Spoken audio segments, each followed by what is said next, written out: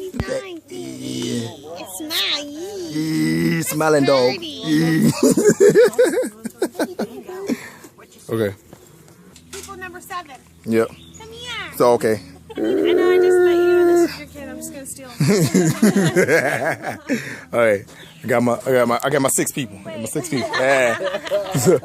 This I gotta give it a first shot. This is my new little brother Corey. You know what I'm saying? Taught me a lot of things today about fishing. I don't mess with fish, but whatever. So here we go with the video. Hi, my name is Marcus Miller. This is my other speech. My speech is about self-preservation and the mess me up. I'll put my glasses on. Pause it. All right, thank you. Ready? All right, play. My name is Marcus Miller. I'm giving you a speech about the use of open carry and what it is through different states, the history about it and whatnot. We're in the beautiful state of Georgia, and I'm swatting because I'm covered with bugs right now. And Skinful Soft is not working, so excuse the flaring arms all over the place like a chicken, whatever. But talk to you about open carry and the use of it. And we're going to talk about what is the Second Amendment and the basics of it. 2, the open carry laws in South Carolina and Georgia. And 3, why people should carry firearms.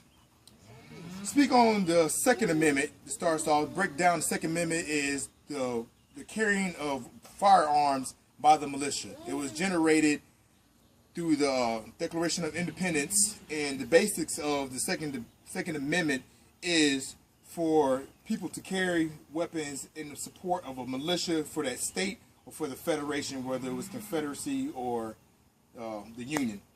But this was basically back in the day of George Washington, where they had those militia fighting against the English and the colonists. So we'll break it down to what happened after that. The different states established the use of carry, whether it's openly or concealed. And the basics of that, you'd have to have a permit. The state of Georgia allows you to carry an open firearm, provided you have a Georgia's open carry permit, which you don't necessarily need, but to keep the law enforcement from recognizing you as a threat or seeing you as something else other than law enforcement, you would be best to have either concealed carry permit or open carry permit. If you have a concealed carry permit, you might be able to hold your weapon openly, and it's not considered brandishing your firearm, which means that you're presenting your firearm in a threatening manner. If you have a concealed carry in the state of South Carolina, you can have a concealed carry weapon, but you can't open carry because South Carolina does not provide open carry laws.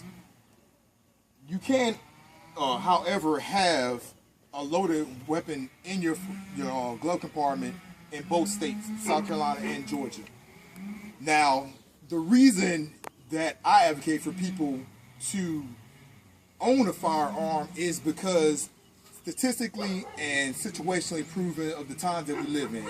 Statistically, it's proven when the economy is bad and the weather is hot, crime elevates. We all know this, whether you live in a high crime area or not.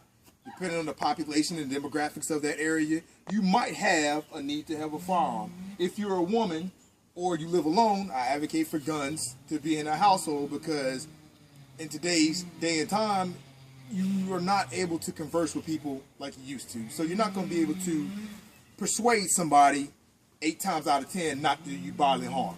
So you should own a firearm. And if you do own a firearm, very well to you. You don't have to be a supporter of the NRA, the National Rifles Association, or be an advocate for gun laws, but you should be able to openly carry a firearm, all because the Second Amendment allows you Second Amendment allows you to carry a firearm and to own a firearm. It's in the Constitution for our government or citizens of the United States to own firearms. And with statistics being, the state of South Carolina actually has an annual murder rate of 600. 40 to 50% of that murder rate comes out of the city of Columbia. Didn't know that, probably didn't know that either, but put it in there. And with little rare incidences where people are shooting up elementary schools and high schools and colleges and federal buildings. All this stuff is going on.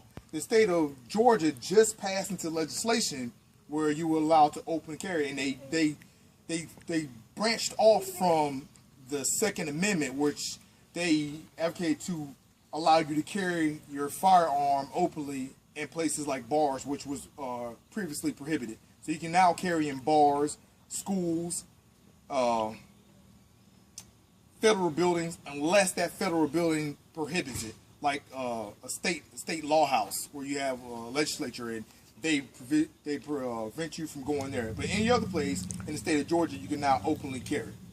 The state of South Carolina was passing into legislation which that would allow any citizen or any resident of South Carolina to openly carry with or without a permit, but that got turned down, so that's no longer in effect.